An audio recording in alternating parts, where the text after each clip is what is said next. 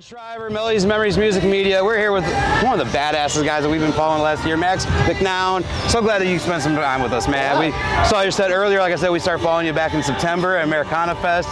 It's been crazy, man, just to see your growth over the last year. But you just played CMA Fest in Nashville this year. You're about ready to hit the stage here at Milwaukee Summerfest, and you got Lollapalooza in like 3 weeks, dude. Yeah. It is amazing. How does it feel to be part of such iconic festivals this early in your career? Feels good. I mean, one of my favorite parts is just being able to meet other artists and hang out with other people that are kind of living a similar life, you know?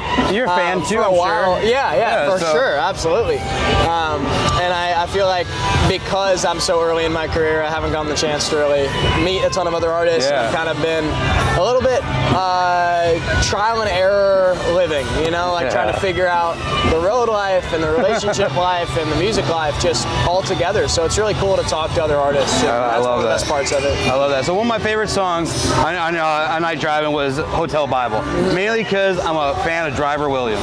Yeah. You got to sit down with him and write a couple songs with him. Yeah, dude. We've known Driver Hotel for Bible, 20 years Place. or so. Yeah, Hotel Bible, Azalea Place, and I believe there's one other that we did together. But Driver's one of my favorite writers I've ever written with.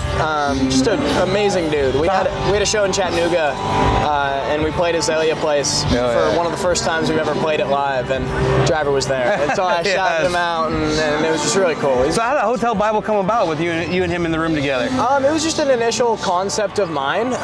Just like Hand on a Hotel Bible just had an interesting ring to it, and that was in my notes. And I walked into the room, and Driver kind of took to that, and I was like, that's a really cool. I think we could write a song surrounding that. And I was like, all right, let's do it. And so yeah, that's how it came to be. Yeah, dude, he's a badass. I love his writing style. When I saw him on the notes, I'm a songwriter fan, so I go and look at who wrote what songs right away when I hear a new album. So I saw that, I was like, all right, I'm gonna like this song. The other song I want to talk about real quick, you just kind of celebrated the 1 year of your feel good song Marley. Kind of talked about my Marley tat right here. Yeah. But dude, what's that song meant to you both personally and professionally, playing it on the road, man?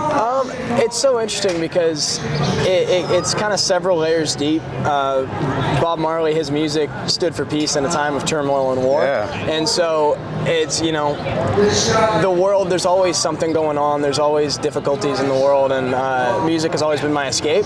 So it's like the personal anthem for myself. It's like, this world is going nowhere fast. Like, you know. And we've all had that credit get turned down at 504 or whatever. Yeah, for real. That credit score, like, sometimes everything just seems like it's doing that, you know. And music has kind of pulled me out of those dark moments, and Bob Marley's music specifically is just, it's hard not to feel good and kind of rejoice in peace listening to his stuff.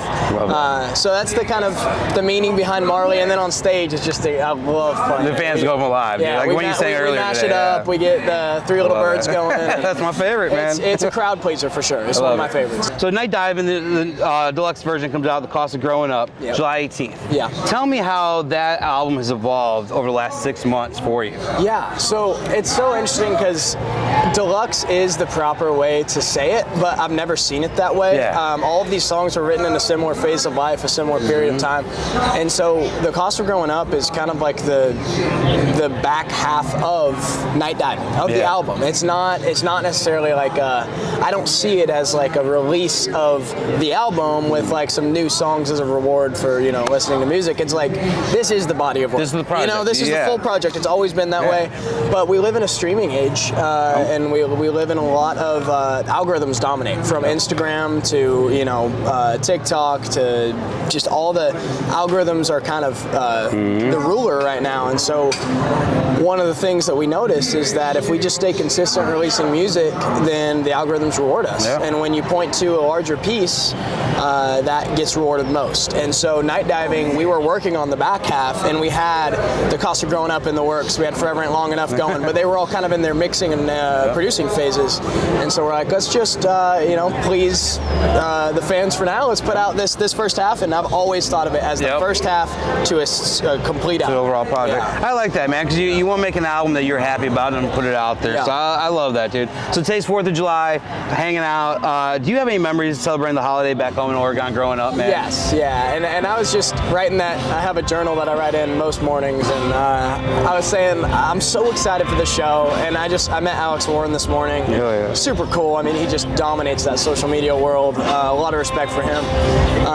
But it's just like, it's such a surreal place to be in my life, and so I'm super grateful for it. But part of me misses those family traditions. Yeah. And, you know, like we go to the St. Paul Rodeo in Oregon every single year, and so I can't help but feel a little bummed that I'm not with my family. But you know, we're gonna make up for it with a great show. Well, also we were kind of noticed earlier, you get to share this whole journey with your brother, man. Yes, So to have him out on the road and by your side, what does it mean to you to have family at least out here with you to help keep you It's grounded? everything. It's everything. Yeah, the tour crew is, I just think of them as family. They're amazing, but Brock is literal family. Yeah. I'm managed by my uncle, so we got a lot of family around me, a lot of people to keep me grounded, and you know, big brothers. I mean, I'll just get slapped in the face if I ever, you know, lose my feet. Yeah. He keeps you grounded. It's always absolutely. good, man. So your mission has always been to create music that helps people feel seen, be heard, and understood. How do you stay grounded in that purpose as the platform continues to grow? I'm sure it gets a little harder. Yeah, that's a great question. I always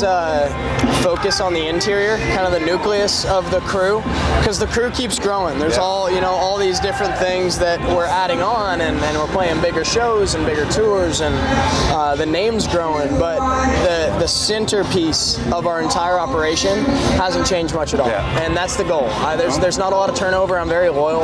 A lot of the people that are with me, my whole band included, has been with me since the first show we played together. So it's like, it's hard to, when you view it like a family, it's hard to separate yourself from the band. Like, we're all one big thing, and we're all not changing for the worse, you know? We're all kind of growing together, and as long as you all have each other's best interest at heart, then that's the goal. I love that. Just watching your stage show evolve, like I said, from the 5-spot Americana Fest. Yeah. We caught you at, I think it was Shuba's earlier this year in Chicago. Yeah, nice. We were at that show, and then I saw you open up for We're With Jake Owen at CMA Fest. Yes. So those three that was shows, so fun. to see the evolution of you, I cannot wait to see the show tonight, John. It'll be fun. I'm pretty excited. We got 45 minutes, 8:15 set. Hell yeah, we're ready. Should be cooling down. It's a little hot, but it should be cooling down. It's already looking packed out there, Yeah, so dude. I'm so excited.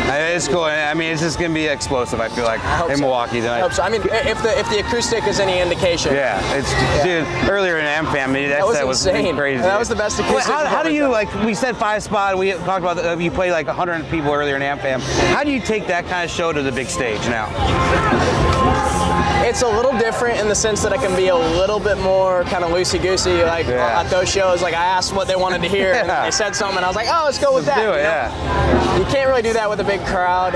So there's benefits and costs to each of the types of performances. I love intimate performances. I also love rocking my heart out on stage. Yeah, dude. So the difference between the two is just kind of the crowd. That's it. You know, like we have the same job. We have the same job whether we're playing in front of 50 people or 5,000 people. It's the exact same job. We go up there, we have a good time, we put on a good show. You can tell. And we sing songs that mean something to people, and that's all that I can ask for. I love that. Well, guys, check him out. Lollapalooza Chicago coming up. I think the night before you're doing an after show party at Reggie's. Yeah. Dude, that's gonna look awesome. Max McNown, Night Diving, the new deluxe version coming out on July 18th. It's a couple weeks. July 18th. Don't miss this guy, guys. Thank you.